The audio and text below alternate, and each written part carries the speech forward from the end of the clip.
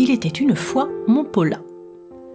À l'aube du bicentenaire de la photographie, qui sera célébré entre septembre 2026 et septembre 2027, j'ai eu envie de faire une pause, de prendre le temps de regarder en arrière, de questionner nos outils photographiques, nos gestes, nos réflexes. Aujourd'hui, en 2026, il nous suffit d'un clic pour capturer une image, qu'il s'agisse d'un smartphone, d'un appareil numérique, d'un Polaroid ou d'un boîtier argentique. Mais avant que l'intelligence artificielle ne s'approprie complètement ce geste, faisons le point. Et pour commencer, je ne vous parlerai ni d'argentique, ni de numérique. Je veux vous parler d'un objet qui m'a été offert en décembre 2025. Un Polaroid.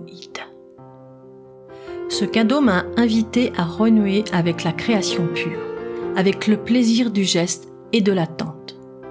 Pour moi, la photographie se divise en deux mondes, celle qui montre et celle qui crée.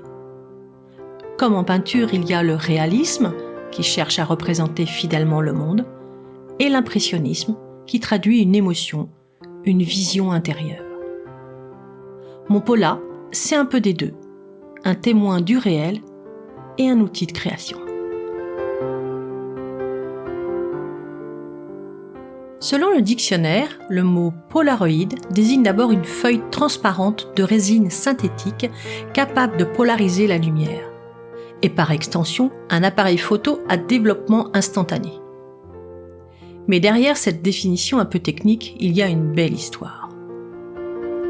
Tout commence avec Edwin Ashland, chimiste et inventeur américain, et sa fille. Nous sommes le 21 février 1947.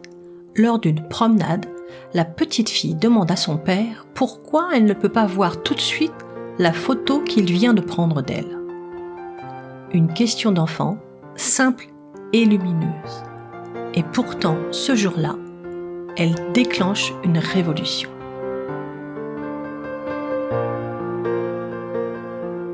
De cette curiosité naîtra le premier appareil photo instantané, la Land Camera, commercialisée pour la première fois en 1948, avec des tirages noir et blanc. Il faudra attendre 1963 pour que la couleur fasse enfin son entrée, grâce au film Polacolor. Techniquement, le principe du Polaroid repose sur une chimie presque magique. Lorsque vous appuyez sur le déclencheur, la lumière frappe le film, puis une solution chimique se libère et révèle peu à peu l'image, directement sous vos yeux. Ce mélange d'instantanéité et de mystère a quelque chose de fascinant. Voir une image naître lentement à la surface du papier, comme si elle se souvenait d'avoir été lumière. Mais à titre personnel, j'aime à penser qu'il faut parfois oublier la technique pour retrouver la magie du geste créatif. Comprendre, oui, mais surtout ressentir.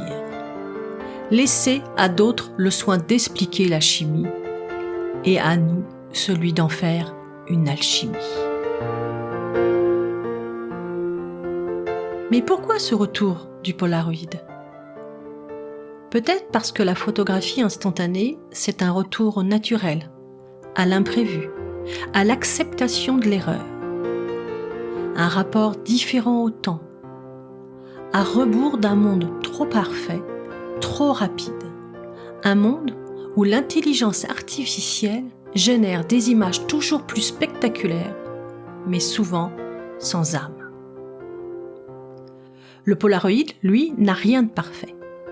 C'est un objet vintage, parfois même moderne avec ses nouveaux modèles.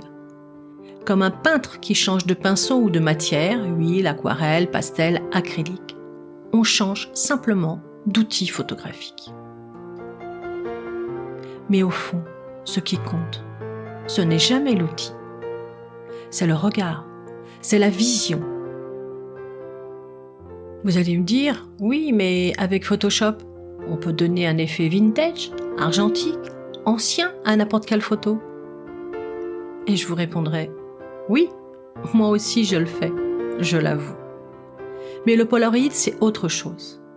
C'est un peu comme la différence entre un plat parfait, acheté chez un traiteur, et un plat fait maison, un peu maladroit peut-être, mais préparé avec le cœur. Ce que j'aime dans le Polaroid, c'est une attente magique. Le cliché sort, encore vierge, et puis, peu à peu, l'image apparaît. En quelques minutes seulement, un instant devient tangible, réel. À l'heure où des milliers de photos dorment dans nos téléphones, le Polaroid, lui, imprime une trace, une empreinte. Et pour moi, une photographie n'existe vraiment que lorsqu'elle est imprimée. C'est aussi un exercice de lâcher prise. Car avec le Polaroid, on ne contrôle pas tout. La lumière, la netteté, le contraste, parfois ça rate. Et c'est très bien ainsi. On se concentre sur l'essentiel. La composition, l'émotion, l'instant. Alors je vous emmène avec mon Polar dans un petit voyage poétique. Un voyage fait de lumière, de hasard et de ce léger bruit mécanique qui nous ramène pour un instant en enfance.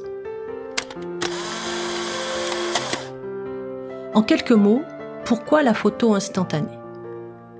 Pour le lâcher prise, pour apprécier le temps qui passe, pour offrir une trace et pour savourer ce petit clic magique, celui qui dit « tu viens de capturer un instant qui ne reviendra pas ».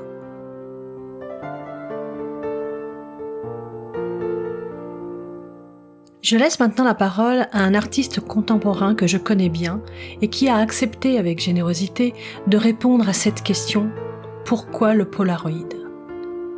Cet artiste, c'est François Rastol, un peintre, photographe et galeriste à Paris. Pourquoi j'aime le Polaroid et je l'utilise ? Pour moi, c'est l'instantané et l'unicité. Une photo Polaroid, pour moi, c'est un objet unique qui est non reproductible à l'identique. Ça correspond bien à une démarche artistique qui valorise l'instant, l'accident, le moment fragile. Il y a aussi un rapport au temps. Le Polaroid se développe sous nos yeux, il matérialise un peu le temps qui passe, l'attente, l'apparition progressive de l'image. Et puis c'est des thèmes qui sont souvent présents dans la pratique artistique contemporaine que j'aime beaucoup. Il y a aussi une notion d'imperfection assumée avec des couleurs moi, que je trouve instables, floues, surexposition. Il y a des défauts chimiques. Moi, j'adore explorer ces erreurs comme un langage visuel loin de la perfection numérique. C'est aussi un objet que je pourrais dire photographique. C'est pas qu'une image, c'est un objet physique. Il y a un cadre blanc, une surface qui vieillit. Cela, pour moi, renforce la dimension intime et presque même tactile de la photographie. Je travaille beaucoup, moi, sur l'esthétique de l'intime. Donc, le Polaroid évoque cette mémoire personnelle, un peu comme un album privé. Je joue avec cette charge émotionnelle pour créer souvent une proximité avec le visiteur, le spectateur. Voilà un petit peu les raisons pour lesquelles j'utilise le Polaroid. C'est une image qui est précaire. Le processus, il compte autant que le résultat. La photo, c'est pas une preuve, mais une trace.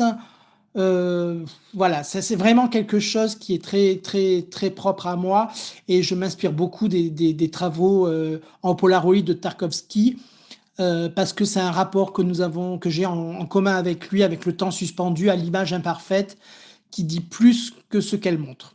Et si je peux rajouter quelque chose sur le Polaroid et la raison pour laquelle je l'utilise, c'est quelque chose qui est pas forcément nostalgique chez moi, c'est pas juste décoratif, ce n'est pas juste anecdotique, hein. C'est vraiment un choix conceptuel qui s'inscrit pleinement, pour moi d'ailleurs, dans l'histoire de la photographie contemporaine. Moi, c'est celle qui interroge le temps, la trace et l'instabilité de l'image. Voilà, donc c'est aussi toutes ces raisons-là qui font que j'aime utiliser le Polaroid.